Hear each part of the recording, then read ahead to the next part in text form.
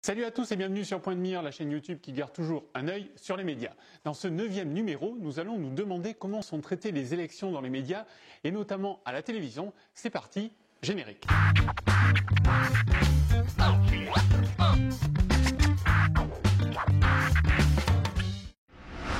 Les chaînes de télévision subissent de plein fouet la concurrence d'Internet et des réseaux sociaux qui sont très présents, avec des vidéos virales et des formats originaux comme par exemple Brutus, des interviews sans concession des candidats diffusés sur Facebook et par exemple l'interview hashtag sur Combini. Mais aussi parce que lors des soirées électorales, les résultats sont dévoilés sur les réseaux sociaux avant 20 h, un horaire que doivent respecter chaînes de télévision et radio.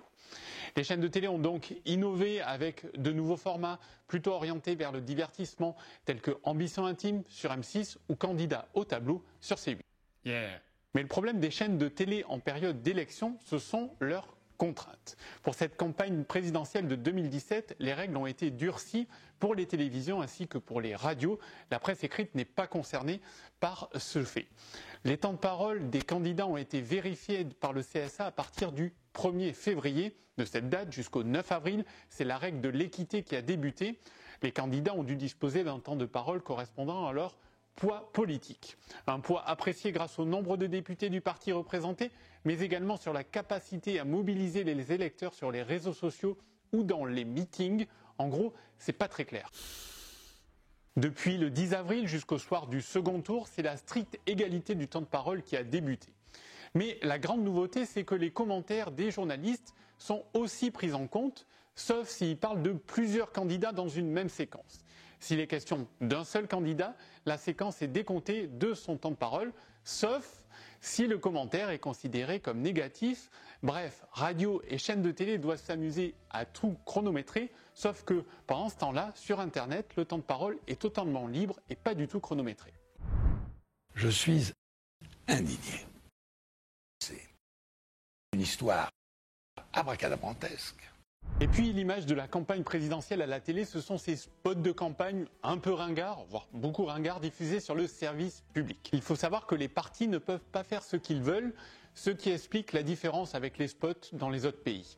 Les dépenses sont plafonnées et il y a une obligation de produire la moitié de ces spots avec les moyens humains et matériels de France Télévisions. Petite nouveauté cette année, drapeaux français et européens ainsi que marseillaise ont été interdits par le CSA. Et oui Jean-Luc. Cette présidentielle s'est aussi jouée sur les chaînes info en continu. Car avec 4 chaînes d'infos sur la TNT contre 2 en 2012, la concurrence est rude. Les retransmissions des meetings des candidats ont été des succès et elles ont aussi co-organisé leurs propres débats ou ont profité des débats organisés par leurs grandes sœurs. Les grandes chaînes ont dû se mobiliser encore plus car présidentielle rime aussi avec recettes publicitaires. TF1 devait marquer le coup après son échec en 2012, elle s'était faite battre par France 2.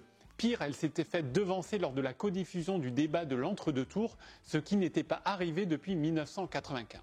Alors la Une a renforcé son offre, elle a ainsi créé l'événement en faisant cavalier seul avec un débat entre les 5 plus gros candidats le 20 mars. La première chaîne n'a tout de même pas remporté le match des soirées électorales lors de ce premier tour. Elle espère tout de même devancer sa concurrente lors du débat de l'entre-deux tours avant de remporter le match qui aura lieu le 7 mai pour le second tour. Et un second round pour les élections législatives. Avec un maître mot, capter les jeunes, tenter de s'informer uniquement par Internet. Merci d'avoir regardé ce numéro de Point de Mire. N'hésitez pas à nous laisser des commentaires et surtout si vous avez aimé cette vidéo, eh bien partagez-la, laissez-nous un petit pouce bleu et abonnez-vous à notre chaîne en cliquant ici. Et puis vous pouvez aussi nous suivre sur les réseaux sociaux car pour vous, nous gardons toujours un œil sur les médias.